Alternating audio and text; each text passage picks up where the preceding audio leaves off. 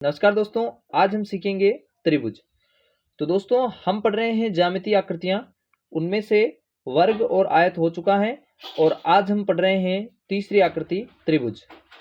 अगर आपने वह दोनों वीडियो नहीं देखे हैं वर्ग और आयत के, तो दोस्तों इस चैनल की ऊपर एक प्लेलिस्ट बनी हुई है, आप वहां से जाकर वो वीडियो एक बार जरूर देखें। तो बिना किसी देरी किए चलिए वीडियो शुरू करते हैं। तो दोस्तों त्रिभुज कहते किसे हैं, त्रिभुज के प्रकार कितने होते हैं, तो आज हम इस वीडियो में सब जानेंगे। तो दोस्तों त्रिभुज यानी तीन भुजाओं से बनी एक बंद आकृति त्रिभुज कहलाती है। तो दोस्तों तीन भुजाओं से बनी एक बंद आकृति त्रिभुज कहलाती है। अब दोस्तों त्रिभुज के प्रकार, तो दोस्तों त्रिभुज के हम जेन्युअली सब तीन प्रकार पढ़ते हैं। तो दोस्तों वो तीन प्रकार पढ़ते हैं, लेकिन एक सही क्राइटेरिया देखें तो दोस्तों त्रिभुज के मेन दो प्रकार होंगे। भुजाओं की लंबाई के आधार पर त्रिभुज के जो प्रकार होते हैं वो होते हैं तीन। तो दोस्तों पहला तो है भुजाओं के लंबाई के आधार पर, तो इसके तीन प्रकार हैं। सबसे पहला है दोस्तों वो है समबाहु त्रिभुज। इस समबाहु त्रिभुज में क्या होता है दोस्तों कि जिस आकृति की सभी भुजाएं समान हो, यानी उस त्रिभुज यानी वो त्रिभुज जिसकी सभी भुजाएं क्या हो दोस्तों, समान हो, और तीनों जो कोण बनते हैं वो 60 डिग्री के हो। यानी दोस्तों जो ये नीचे दिया हुआ त्रिभुज है, इसमें ये 3 सेंटीमीटर, ये भी 3 सेंटीमीटर और ये भी 3 सेंटीमीटर, और यहाँ जो कोण बन रहा है वो है 60, ये भी 60 और ये भी 60। तो दोस्तों ये हो जाएगा अपना समबाहु त्रिभुज। अब दोस्तों समद्विबाहु त्रिभुज, अब शब्द को ध्यान से पढ़िए दोस्तों। समद्विबाहु त्रिभुज, सम यानी समान और द्वि मतलब दो, यानी दो भुजाएं समान, यानी जिस आकृति की दो भुजाएं समान हो वो होती है समद्विबाहु त्रिभुज। यानी दोस्तों जैसे नीचे त्रिभुज दिया हुआ है, ये 3 सेंटीमीटर होगी, ये 4 सेंटीमीटर, ये भी 4 सेंटीमीटर, यानी ये दोनों भुजाएं तो होगी समान और ये असमान है, यानी इसकी दो भुजाएं समान है, तो ये हो जाएगा समद्विबाहु त्रिभुज।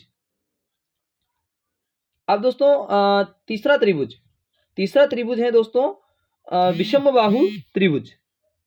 अब दोस्तों तीसरा त्रिभुज है दोस्तों विषमबाहु त्रिभुज। दोस्तों नाम से ही पता चल रहा है, विषम यानी जो समान ना हो, यानी जिस त्रिभुज की सभी भुजाएं असमान हो वह त्रिभुज विषमबाहु त्रिभुज कहलाता है। आई होप दोस्तों ये पहला जो है त्रिभुजों का प्रकार आपको समझ में आया होगा। दोस्तों इसी तरीके से अब दोस्तों त्रिभुज का जो दूसरा प्रकार होता है वो है कोणों के माप के आधार पर। दोस्तों कोणों के माप के आधार पर भी त्रिभुज तीन प्रकार के होते हैं। दोस्तों पहला हो जाएगा समकोण त्रिभुज। अब दोस्तों शब्द को ध्यान से पढ़िए, समकोण मतलब समकोण कहते हैं 90 डिग्री के कोण को, यानी दोस्तों जिस त्रिभुज का एक कोण 90 डिग्री का हो, यानी इस तरीके से एक कोण 90 डिग्री का है, तो ये जो त्रिभुज होगा वो होगा समकोण त्रिभुज।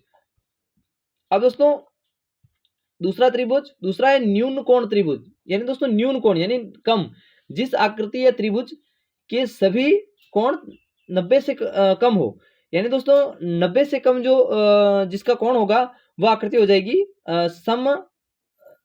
वो हो जाएगी न्यून कोण त्रिभुज। न्यून मतलब कम, यानी 90 से कम।